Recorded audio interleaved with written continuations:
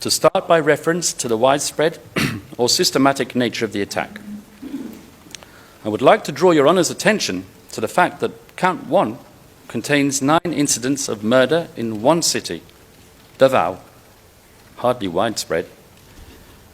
Ms. Robin Kraft, in her submissions yesterday for the prosecution, Tuesday, told you that the widespread nature of Count 1 was evidenced by the multitude of bodies in a quarry, a mass grave. Well, the prosecution and the authorities in the Philippines have had years to continue its investigations since the judicial warrant was reimposed.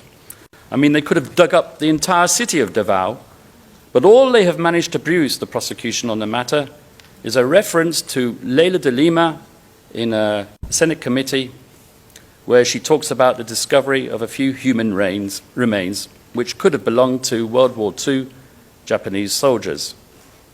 The same goes for another witness's outlandish assertion that bodies were thrown into the sea off the coast of Davao. Well, the whole Gulf could have been dredged, but not one executed corpse has surfaced.